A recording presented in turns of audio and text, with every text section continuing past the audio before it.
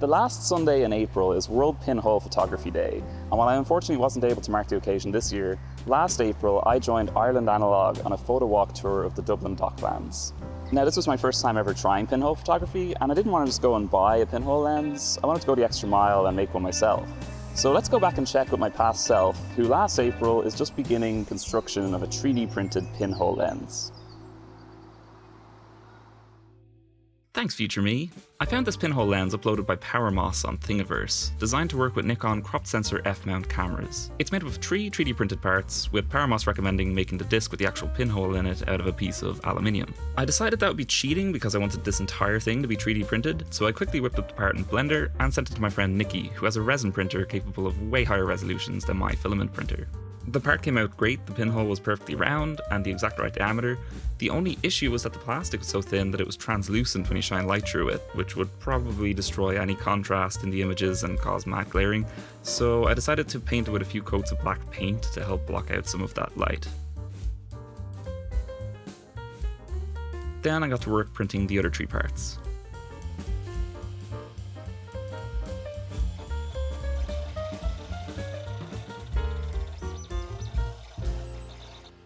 So my first attempt didn't go super well.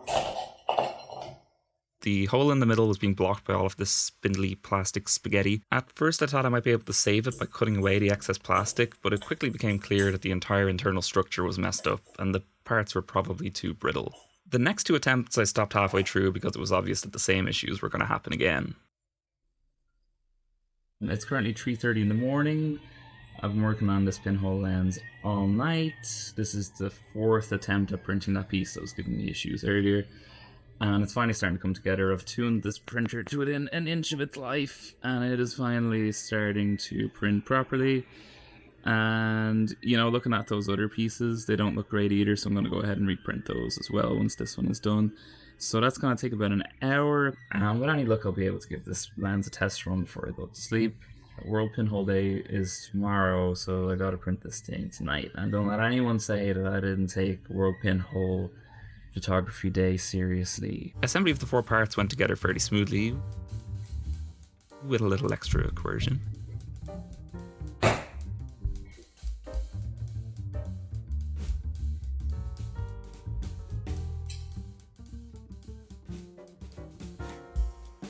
Then it was time for a test fit, and our first photo with the pinhole lens. Once I solved those printing problems, the whole thing came together pretty quickly and easily, and it fits really snugly on the camera, like it's not gonna fall off or anything. It is currently 5:24 in the morning, so I really just want to take one test shot with this thing and then go to bed for the photo walk tomorrow.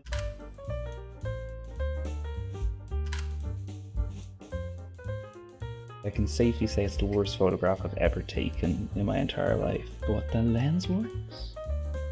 And that's all that matters, so I'm going to go to bed and I'm going to get it and do a photo walk tomorrow and put it to the test. Say well, see.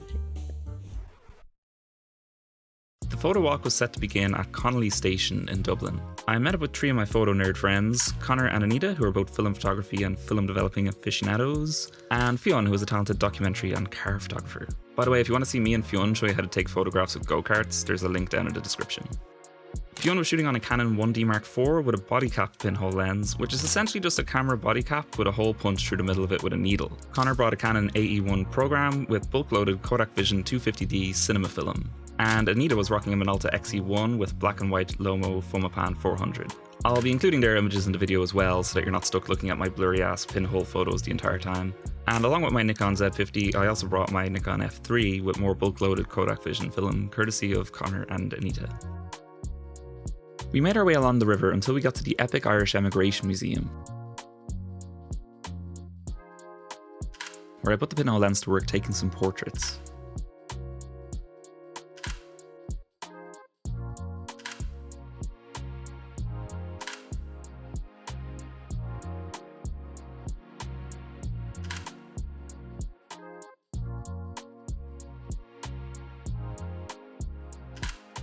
It quickly became clear that the extra light wasn't going to do much to improve the images over my tests that morning. I've added a ton of contrast and saturation back into these images in post, but they're still unbelievably thin. Maybe I was a bit too optimistic with my fix earlier. My 6 layers of black paint don't seem to be doing much to repel the power of the sun at all.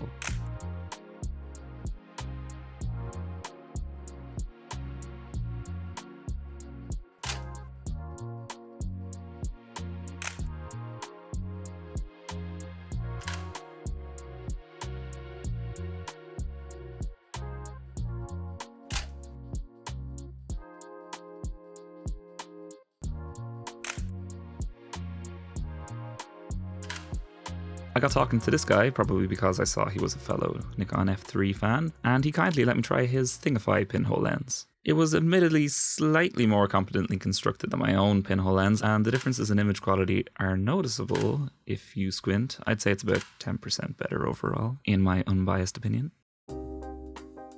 Our next stop was Mayor Square, home to this thing.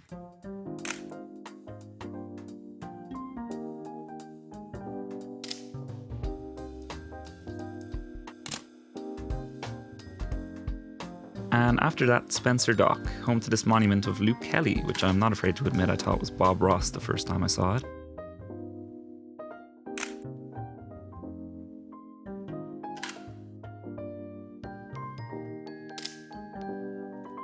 It's clear looking at Fion's photos that by this point he discovered the key to getting the most out of his pinhole lens was finding interesting shapes and strong tonal gradients between light and shadow. Meanwhile, I had just remembered that my camera could also shoot video.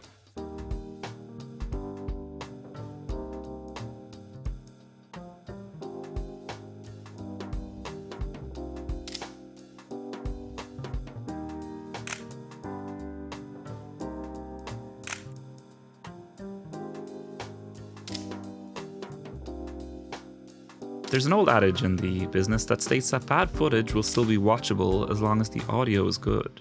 Going for this crane thing. Yeah, I am going for this crane thing. It's I like the lines and the structure of it. I see.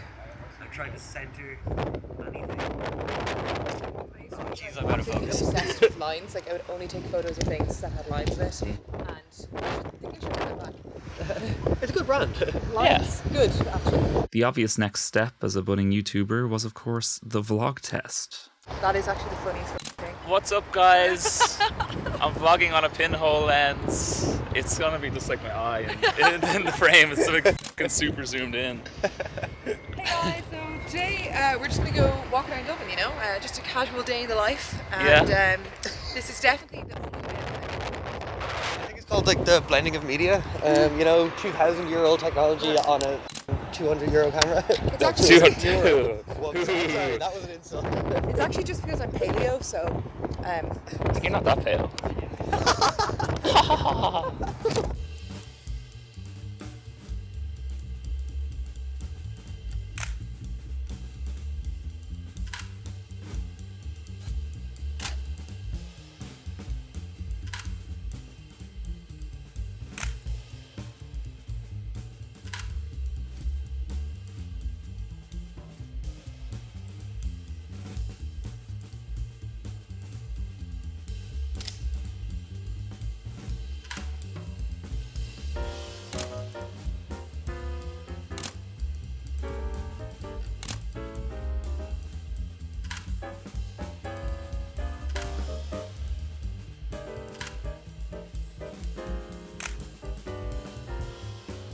Samuel Beckett Bridge made for a great opportunity to get some action shots.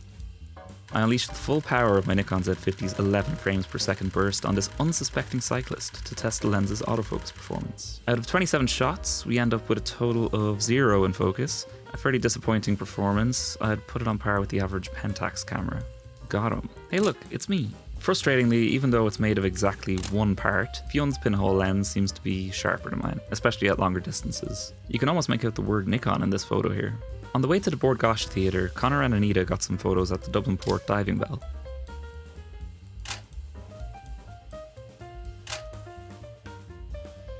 And we took a quick pit stop at a place that's apparently called Chimney Park. I can't imagine why.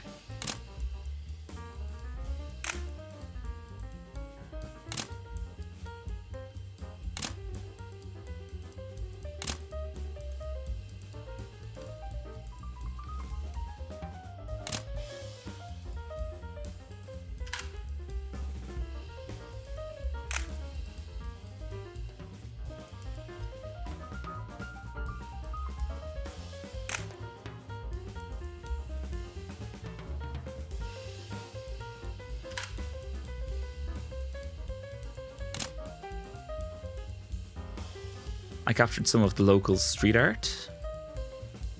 And I finally seemed to figure out that big abstract shapes and tones were the key to this pinhole thing. And I think I got my best picture of the day here. However, Fionn took what in my opinion is the best pinhole photo of the day here with his shot of this bollard. I love the amount of parallel lines in the shot, and I especially love how the shadow is going at a different angle to all the other parallel lines, and how the different materials of the path, the curb, and the road create a spectrum of tones and textures. I think the composition is about as perfect as it could be considering the small image circle. In fact, in general, across all of his images from the day, I'm a fan of how his lens doesn't cover the entire image sensor. He's clearly keeping that circular vignette in mind when he's composing his photos throughout the day, and I think this one is the best example of that. And it's me again, and a doggy. Heading past the Borgosh Theatre and up towards the Grand Canal docks, we passed by this graffiti which gave us the opportunity to get some sick 90s skater boy looking portraits.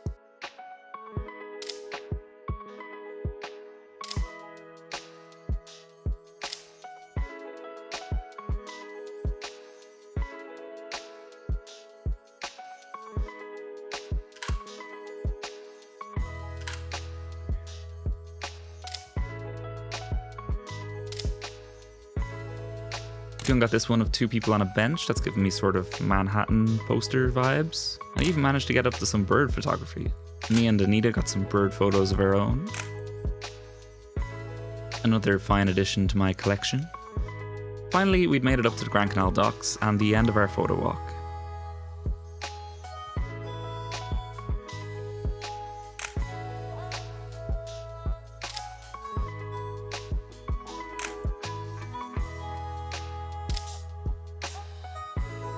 We walked across the thin steel gangway of Camden Lock, which was blocked to pedestrians when I returned later to get our B-roll, and got some photos of the sign and the surrounding area.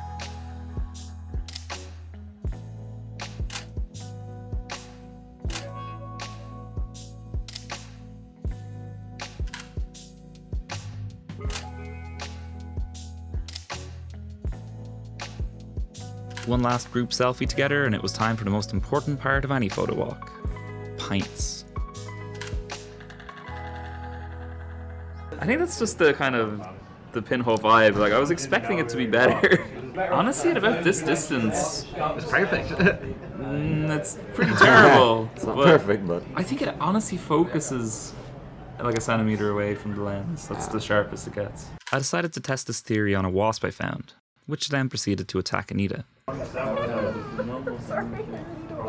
It's singling you out. It's singling you out for yourself. All in all, I think I got a lot done on this photo walk. I actually ended up performing some proper rigorous scientific tests on this pinhole lens and really put it through its paces. I tested it for portraits, cityscapes, fast action, videography, vlogging, abstract photography, macro wildlife photography, and you know what?